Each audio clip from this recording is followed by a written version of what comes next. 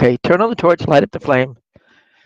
Time to melt some glass, my friend. There you are. Here I am to explain, to teach, and create again. Let me put that back away a little bit. It sounded like I was spitting into the microphone. Okay, I just wanted to inform you I've gotten a new torch. I had one very similar, but I had one similar to it before. But I turn around and I'm a little on the clutter side, and I've moved several times since then, so I've misplaced it. But sometimes you got to go backwards to go forwards. Okay, and this torch is pretty interesting for those that want to. It's a new type of. It's an. It's not a new type of torch. To me, I was using it about 20 years ago, and I'm using it again 20 years since. When I first started, I picked up a welding torch, and then after that, I got a small Victor torch, which was also a welding torch. The first one I got, let me see, it was here just a second ago. Oh, here it is. The very first torch, right here. It's it's a huge one, to say the least. I think uh, it's a Sears Roebuck. Holy cow! I didn't even notice that before. But it was a welding oxygen torch, welding acetylene torch. I adapted it for propane and started using it, and I used a number 2 tip most of the time. Actually, this is a number 4. It's small enough for what I was doing things with. And then I went to this type of torch. Actually, I went to a hand torch very similar to this. It was a national. And then with that, hello, whoever's watching, I decided to go ahead and yeah, I was excited about it. I got it in the mail today, and here it is. I know it's a retro from what I'm used to from the Carlisle. The Carlisle's got so much oomph to it that this is a step back, but sometimes you got to step back to go forward. And the reason I say that is because I feel like I've needed to do something different and see if it'll help like my fuming capabilities. And one of the things it's going to do is I'm going to be using a regular oxygen tank with this size, but this size sips oxygen when you're only using it and making small things. So, further ado, I'm going to see if this thing will light up, and I haven't even checked it to see if it's for leaks yet. I'm not even going to check. Watch it explode in my face. Oh.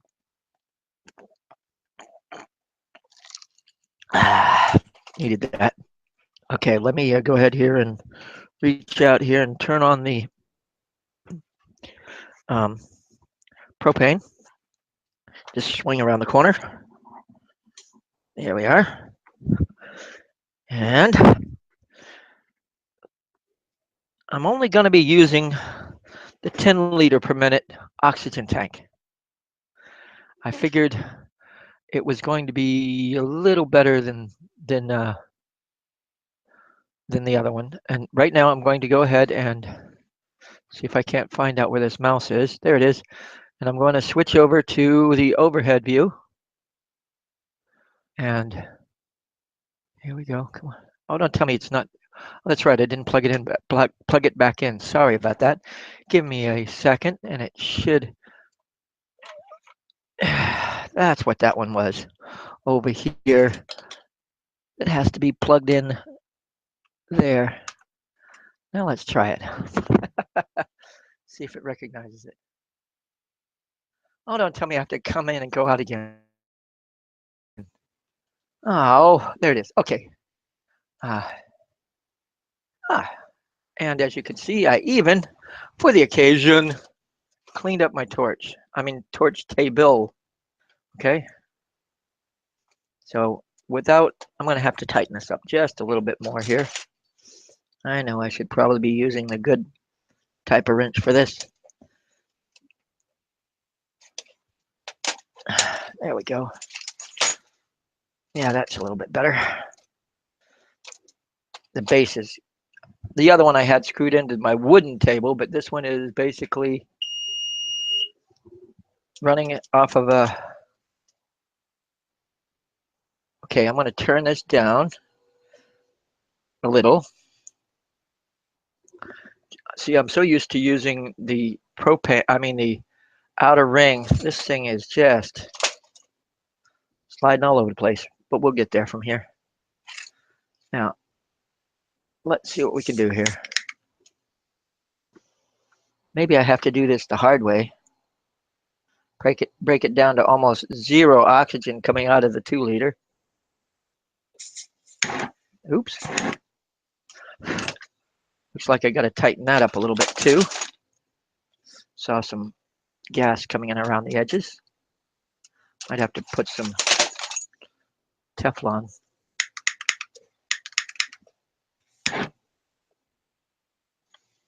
Might even have to adjust everything down. I'm so used to it a different. Hey, Bob.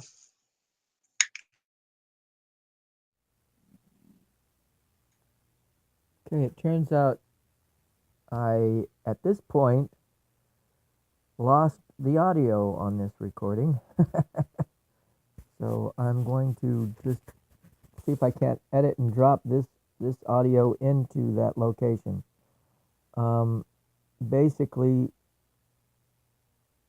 starting and playing with the new torch, and it's not connected down to the ground or the base of the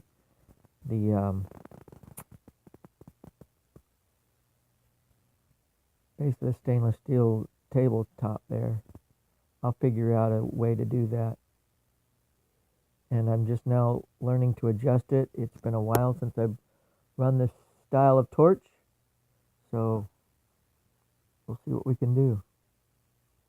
And don't have a heart attack, people. I can see that you're looking and noticing that my table is not as cluttered in most spots, so, but it's still a matter of learning, and I know that it's not good to have that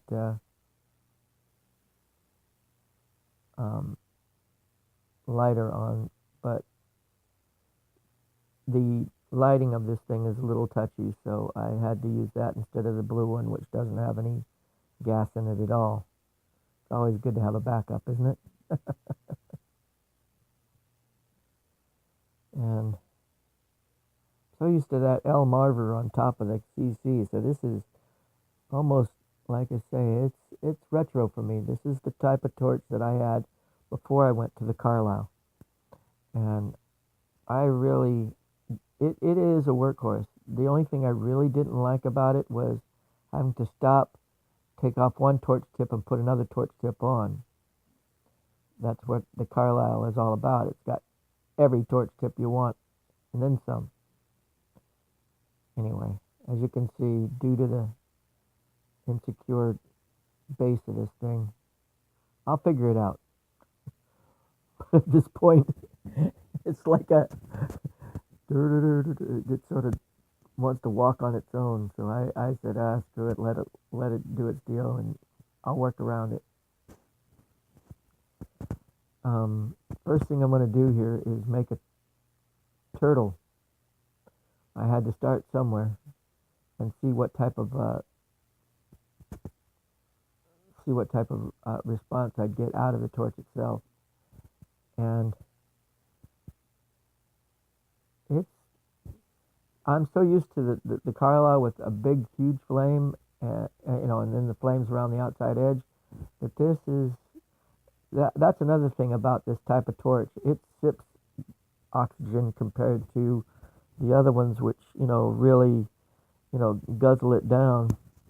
While I was using this, the 10 liter per minute oxygen concentrator, I only had to use that one, and it was at a lower capacity. I mean, it was down to about 2 or 3, so you could probably get away with using a 5 liter per minute on this machine or this torch without too much trouble at all.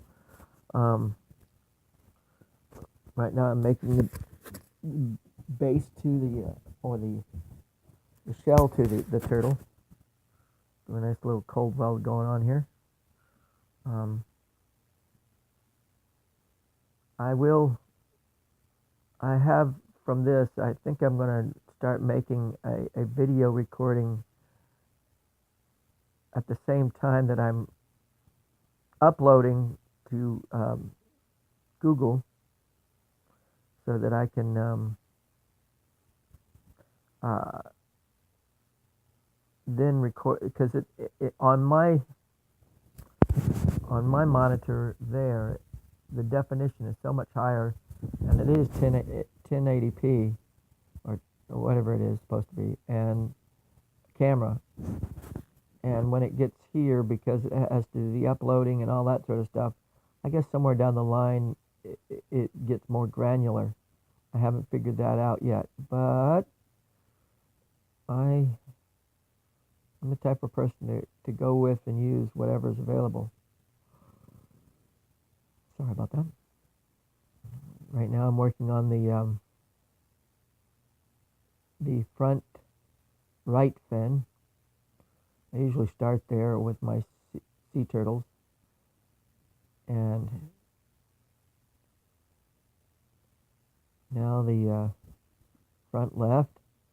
And as you can see, the thing I like about this type of torch, and so how fine and thin it is, you can get into uh, so many different areas uh, with an angle with this torch compared to the other one, and be able to really seal what you're doing together better, which is a pretty cool thing I like. In other words, so thin, and all you got to do is just pinpoint it and melt a little glass in one direction or another, and you've got a better product just by sealing the two pieces of glass you got together, but just a little better. There, I just finished up the last fin, and here we go. There's the tail.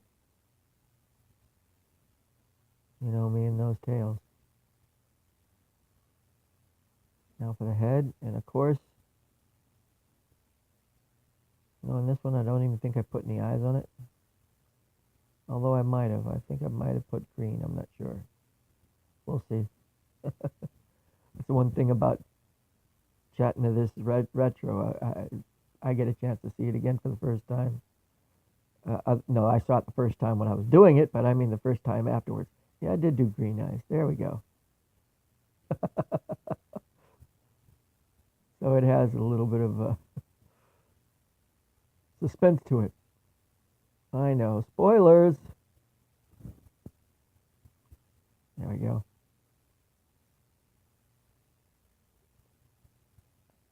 Anyway, now I'm going to tap that off.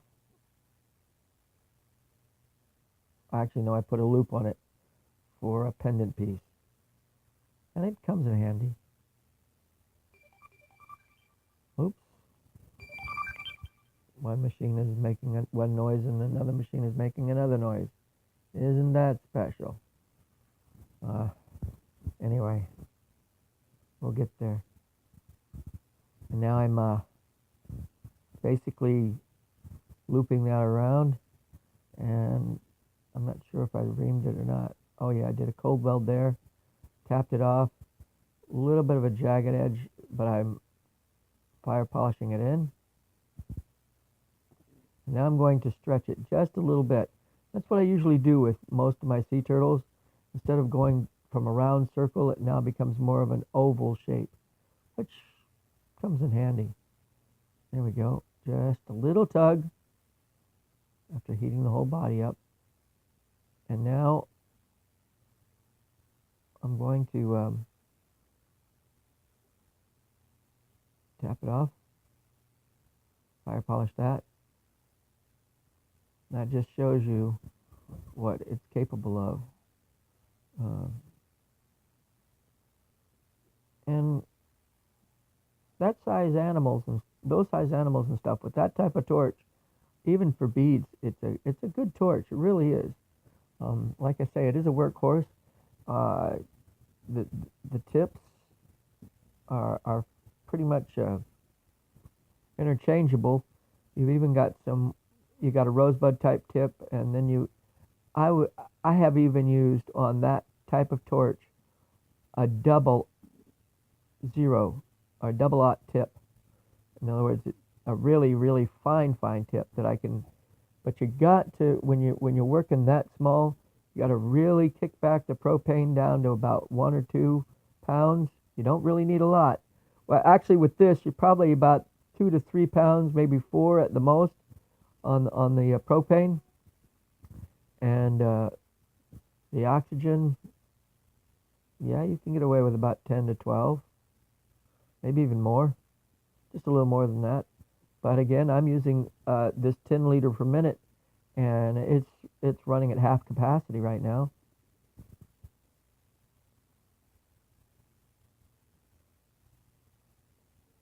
So,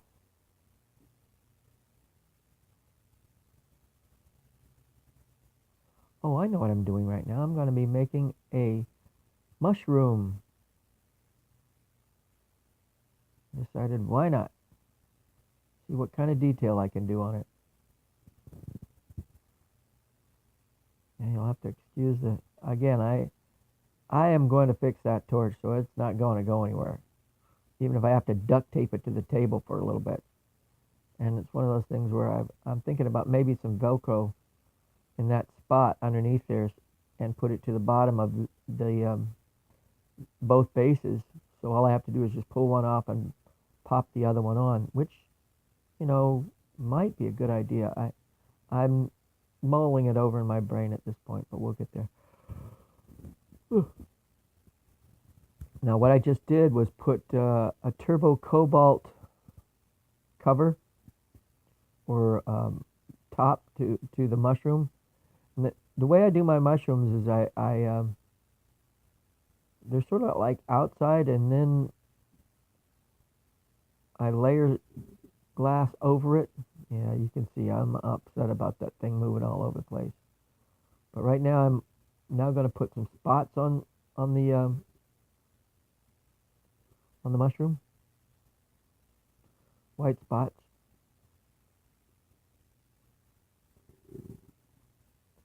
and then I'll let that melt in.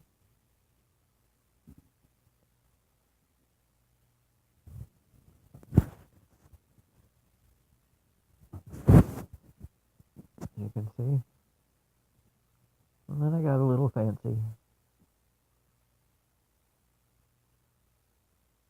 and decided to put green dots inside the white dots. Ain't that a kick in the pants? All I got to do is just tap them on there. Inside the middle of the white dot, I put a little green dot. And again, with this type of torch, it has some finite detail that you can really, you know, go to town on it without too much trouble. It has its moments, let's just put it that way. I almost wish that I could have these side by side, work a little bit on that type of torch for some detail, and then kick and work the other torch most of the time, because the other torch has so much more versatility. There. Now I'm going to add clear to the top of this mushroom.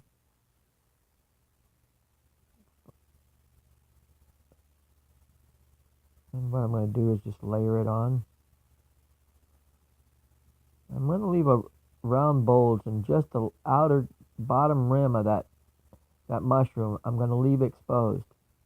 And the reason I leave it exposed is so that when I'm melting it later, and you know how glass likes to find its own level, where it is exposed, it'll expand the outside edge of that mushroom, so that instead of just a rounded down mushroom, now you've got a bloomed out mushroom. That's what the reason behind that is. And now, again, I'm going to leave that, then go down. Well, I'll add a little bit more. Okay. I'm adding a little bit more to the top. Now I'm going to add more to the bottom.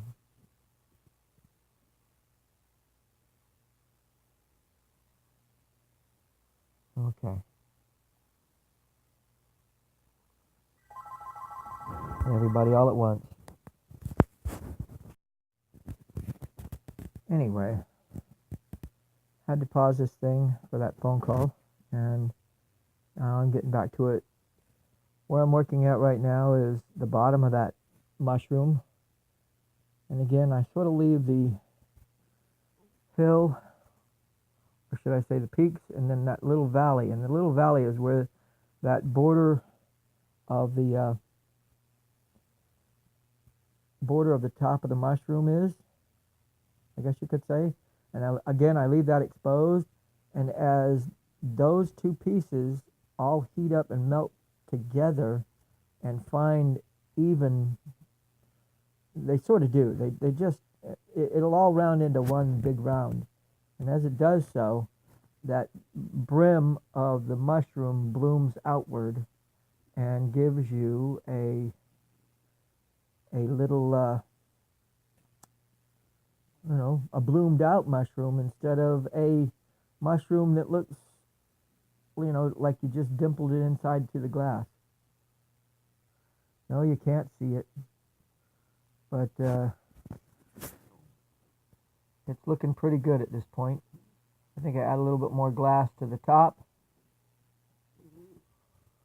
Yep.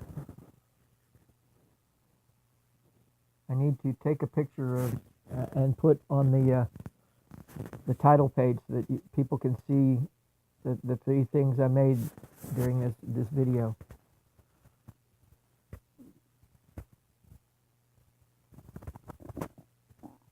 I keep spinning, and watch my fingers and hands. You'll always notice that it's always rolling and always turning back and forth or side to side when I'm really working that piece of glass. It's just the way my hand movements are, and now I'm marveling it to make it more like a bobble, an oval instead of a round. And I could make it into a marble at this point, but I decided to just go ahead and make it into a pendant piece with a loop on the top.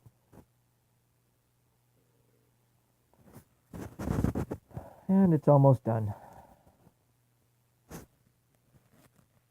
Who knew, right?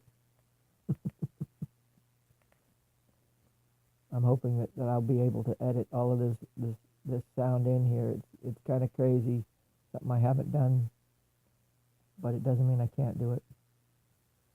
Technology's crazy. So many things that you can do, and other things that make you fearful and scared to do it. So yeah, I just made the bail on the top for the pendant piece, and then I will turn around and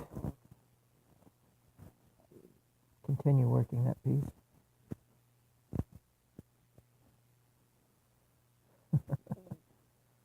I take the graphite and it's just a graphite rod, and I sharpened it with a pencil sharpener basically, and remount the loop that way to make sure it doesn't collapse in on itself. Now I'm picking up a pair of wire cutters, and I'm going to nip. I had to flip them over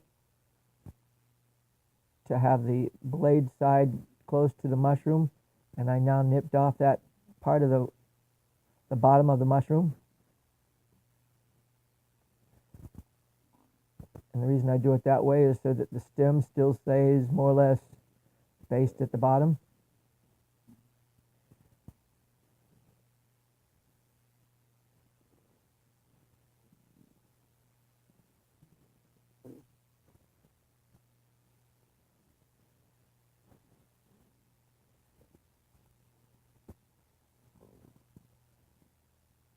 There we go. I roll it over just a little bit to...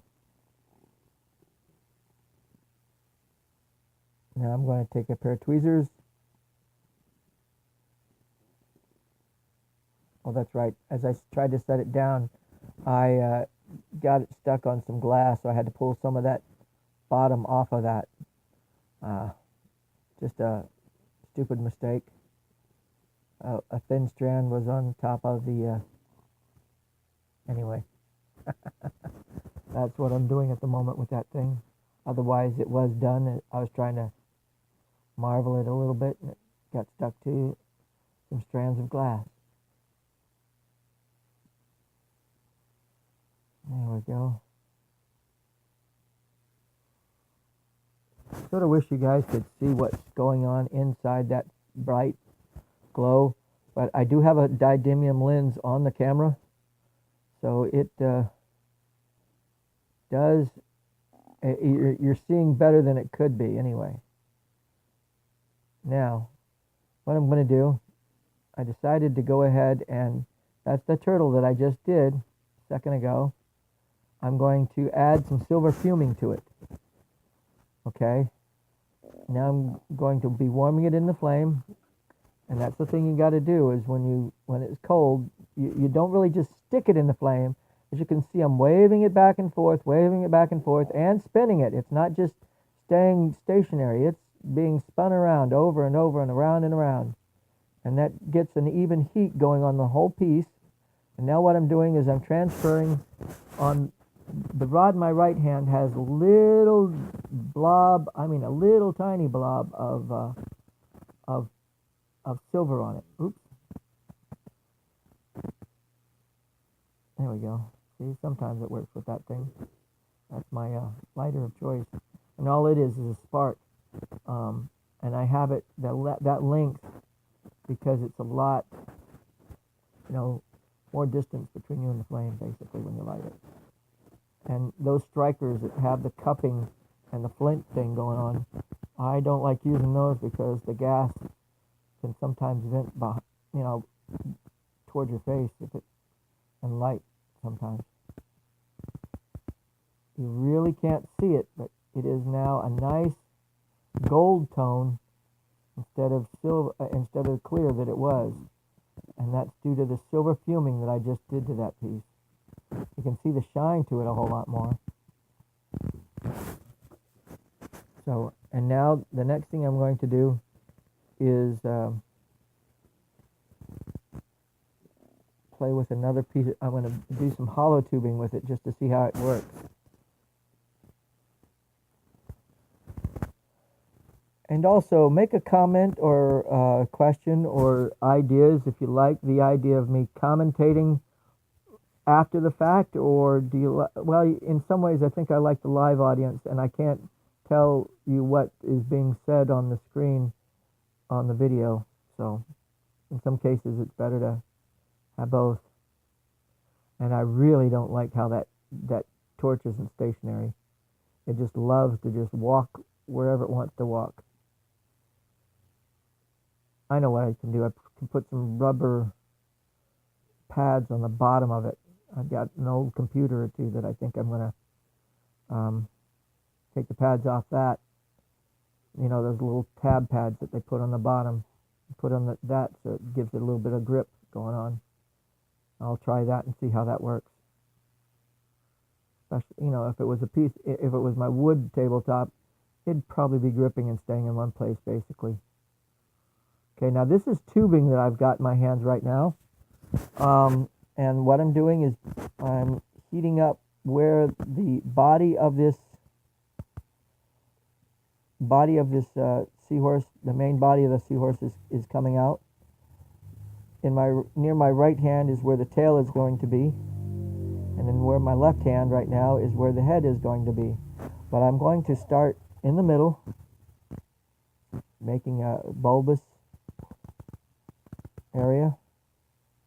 And then I'm going to heat up and bend and curve and shape the tail.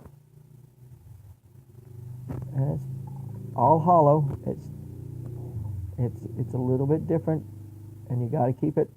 That's why you see the blue hose there next to my left hand. It's I am sort of blowing in there as I do this to equalize pressure. Not to blow a bubble, just to equalize pressure. That's all you're after.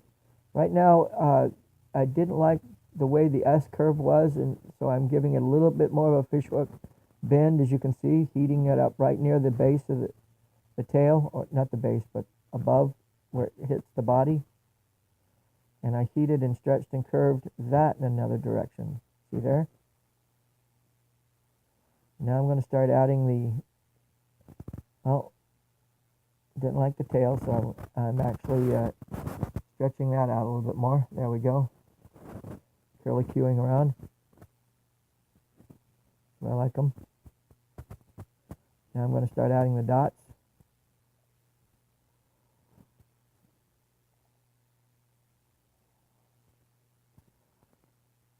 Which is a good thing.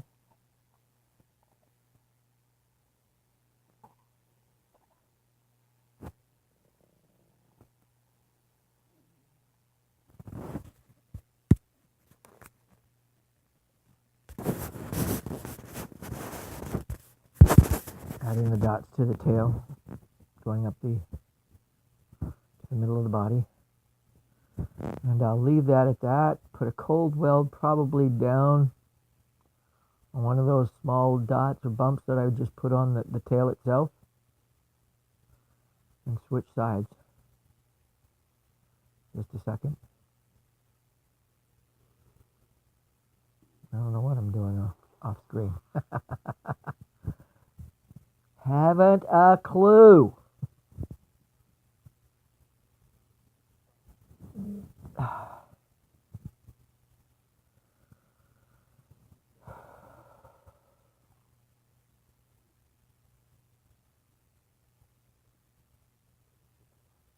Okay. Now I'm going to put a cold weld on the bottom.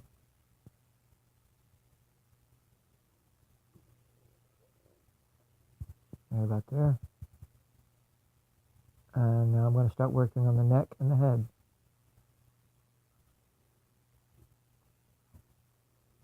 And again, when you're blowing into that, you're not trying to, blow out a big bubblegum bubble. You're just trying to equalize pressure or just a little positive in the negative positive pressure. You're not trying to, you put a little bit of positive in positive pressure, just a puff or two, and you'd be surprised at what you can accomplish. Again, you're not trying to blow it out, you're just trying to shape it. And I lost the cold weld at the bottom. About ready to put the head on there. Push a little bit of a Maria going on. Bulbous anyway.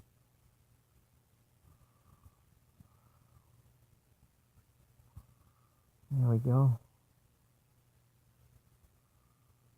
Getting there.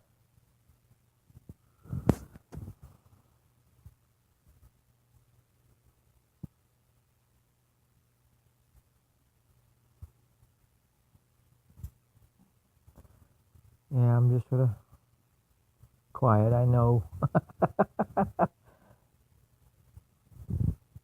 There are times I wish you guys could hear what I'm saying. I wouldn't have to be sitting here doing it.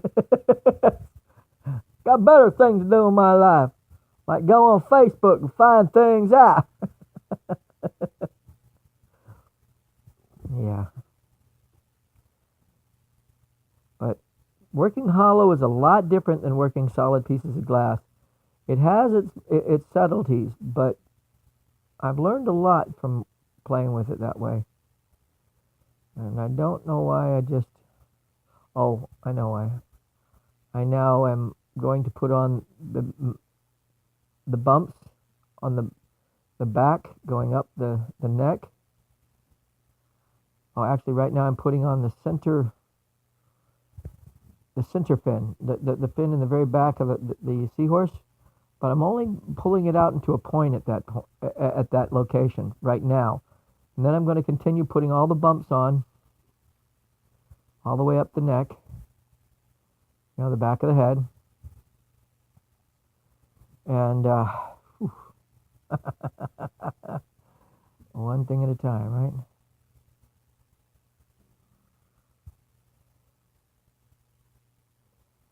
Now, once I've gotten up to the top of the bumps, I now sort of flay it, fork it off in the center one to make a point going up and a point going down. But you can't do those until you've already added the bumps to the back of the spine. If you try to do that first, and you can't really get to the bumps to do the detail up the spine itself, which is pretty cool. Think about it. Wow.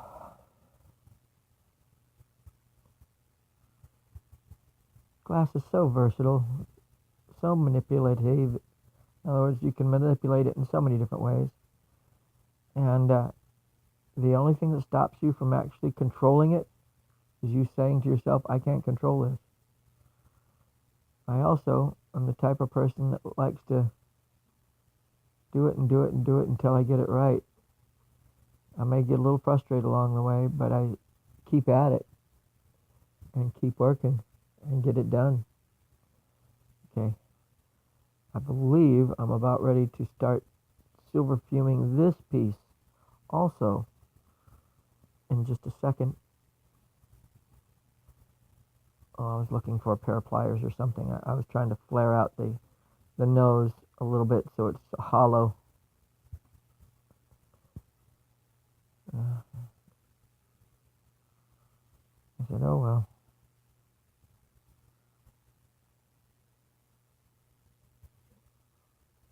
Oh, I did put eyes on it. I forgot that I put eyes on it.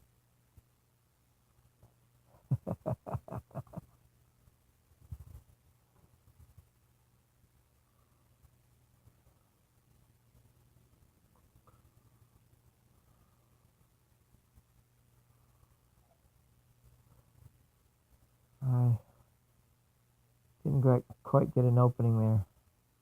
I gotta sort of nip it off. It sealed itself and it's not good. When you got a hollow piece so that you can work it again later. Actually, yes, you can seal it off and it could be fine. But what I usually do is I try to make a hole so that if something ever happened to it, you could get back into the piece. If it's a vacuum and you heat it up, glass will suck in at that area. If it's a positive pressure, when you heat it up, it'll blow out when you start to melt it in a certain area, no matter what you do, because the pressure inside is gonna try to find its weakest point and blow out. Anyway, that's my theory behind always keeping an open hole somewhere in a piece. Even I do a frog with a buzz, and I'll put the link down below if you like. And the frog with a buzz, at the tip of the nose, it has an opening so that it's easier to repair if needs be. Again, so that pressure can be equalized inside and out. Yeah, I'm about ready to, it ticks me off about that, the base on that. Might be something I should talk to them about doing is putting some pads on the bottom of those. Right now I'm trying to adjust the flame out. I'm learning that the propane regulator has been set for my Carlisle, which has to be about 8 to 10 pounds for the propane and 20 to 30 pounds for the oxygen, anywhere between those two. And with this, I had to take it down to practically where I'm turning off the flame from the torch. And there it goes. It's atomizing over. You really can't see it with this. And what I'm doing now where I pinched it, sometimes when you've got the silver on the end of a piece of boro, it sort of likes to embed itself into the boro. And the boro sort of likes to encase it where you're sitting at it anyway. But what I do is I occasionally pinch it and bring that silver back up to the surface. It's sort of like pinching a zit, but you're not trying to pop it and pull it, get all that junk out of it. You're just trying to bring it to the surface. And as that silver comes to the surface and atomizes and goes over from one piece to the other, and that's what this thing is right now. You can't see it for the stainless steel, but the yellowish color that it's turning is like really, really nice. And I'm putting a loop on the top. I will, again, hopefully the pictures that I make for the title page should show off the color and the strength of the silver fuming that I just did. but I found that this not Carlisle, this National Torch has better um, control for fuming. That's one of the things that's been eluding me at the with the Carlisle. There are times where it does come out, and the next time I think I've got the flame just the same, it doesn't come out, and it frustrates the living daylights out of me. But with this, I've noticed it has to do with the single flame. If you've got a nice single flame and you've got control of your torch, the fuming will take place. And I think that's another thing that's sort of hindering me to get the same results every time with the Carlisle is that because I'm working with the two torches, I mean the two concentrators at once, I try to um, keep the outer ring with more oxygen going into it, even if the ring is turned off. And I think that's impeding the silver color itself. That almost has like a tinge of red to it, which is really surprising. And I was checking the sea turtle around, and those are the two things. And I'm about to end the video, from what I can tell. With my luck, I'll be a little off on what I'm talking to you about, but at least it will give you some sound. I'm sorry that I had that technical difficulty, but life happens and we have to go on with it. And can't sweat over the small stuff. Yeah, I'm going to see about getting some pads for the bottom of that thing. Now that I think about it, that's what's going to do. Those little pads. And they just probably in about 3 or 4 places, and it should stop it from sliding. I mean, a little bit anyway. So, that's over with, and thank you for watching. And I do enjoy the day.